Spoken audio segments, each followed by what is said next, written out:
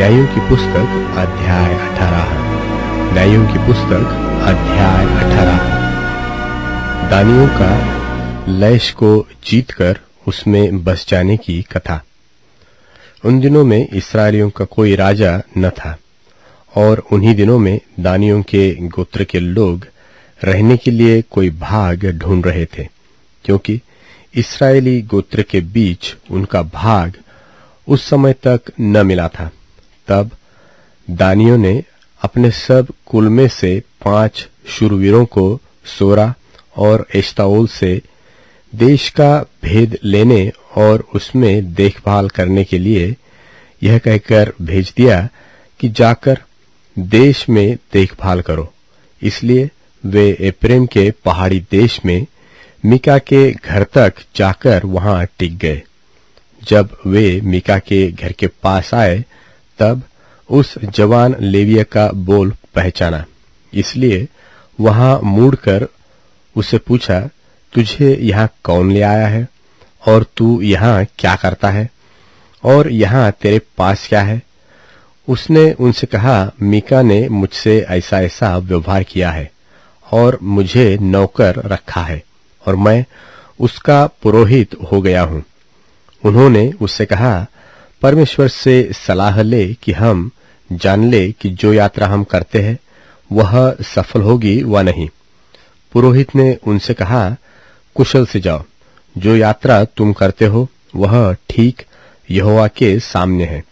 तब वे 5 मनुष्य चल निकले और लैश को जाकर वहां के लोगों को देखा कि सीदोनियों की नाएं निडर बेखटके और शांति से रहते हैं, और इस देश का कोई अधिकारी नहीं है जो उन्हें किसी काम में रोके, और ये सीदोनियों से दूर रहते हैं और दूसरे मनुष्यों से कुछ व्यवहार नहीं रखते। तब वे सोरा और एश्ताओल को अपने भाइयों के पास गए, और उनके भाइयों ने उनसे पूछा, तुम क्या समाचार ले आए हो? उन्होंने कहा, आओ हम उन लोगों पर चढ़ाई करें, क्योंकि हमने उस देश को देखा कि वह बहुत अच्छा है। तुम क्यों चुपचाप रहते हो? वहां चलकर उस देश को अपने देश में कर लेने में आलस न करो।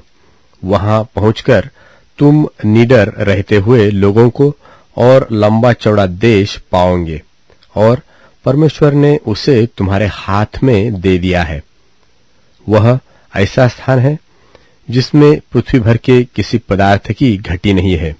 तब वहां से अर्थात सोरा और एश्ताओल से दानियों के कुल के 600 पुरुषों ने युद्ध के हथियार बांधकर प्रस्थान किया।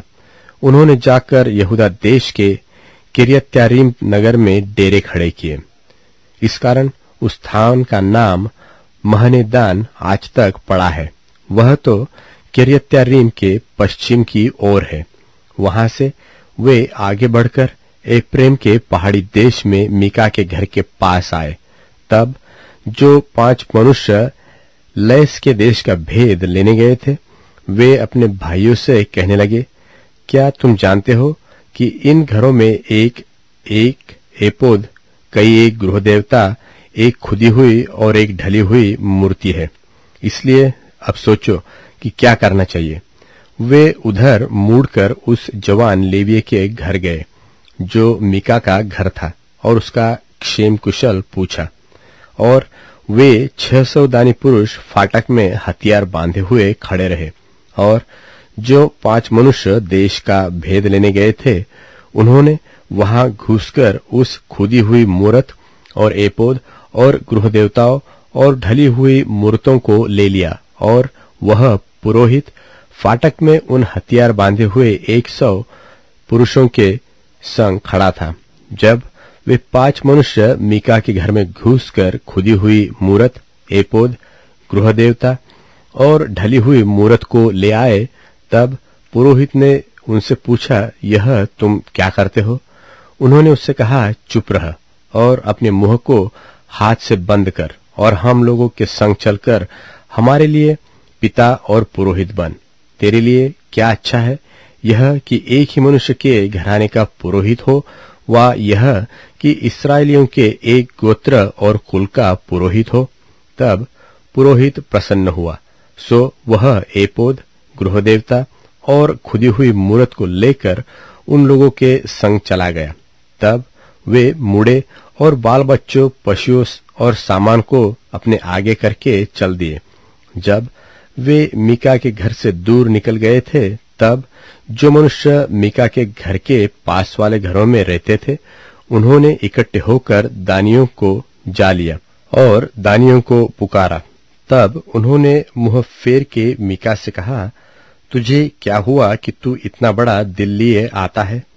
उसने कहा, तुम तो मेरे बनवाए हुए देवताओं और पुरोहितों को ले चले हो, फिर मेरे पास क्या रह गया? तो तुम मुझसे क्यों पूछते हो कि तुझे क्या हुआ है? दानियों ने उससे कहा, तेरा बोल हम लोगों में सुनाई न दे, कहीं ऐसा न हो कि क्रोधी जन तुम लोगों पर प्रहार करे और तू अपना और अपने घर के लोगों के भी प्राण को खो दे। तब दानियों ने अपना मार्ग लिया और मीका यह देखकर कि वे मुझसे अधिक बलवंत है, फिर के अपने घर लौट गया।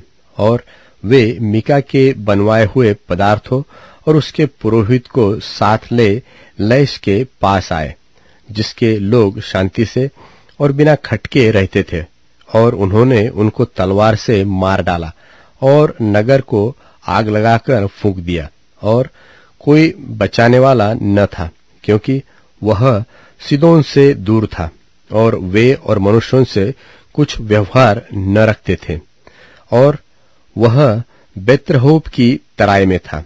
तब उन्होंने नगर को दृढ़ किया और उसमें रहने लगे, और उन्होंने उस नगर का नाम इस्राएल के पुत्र अपने मूल पुरुष दान के नाम पर दान रखा, परंतु पहले तो उस नगर का नाम लैश था।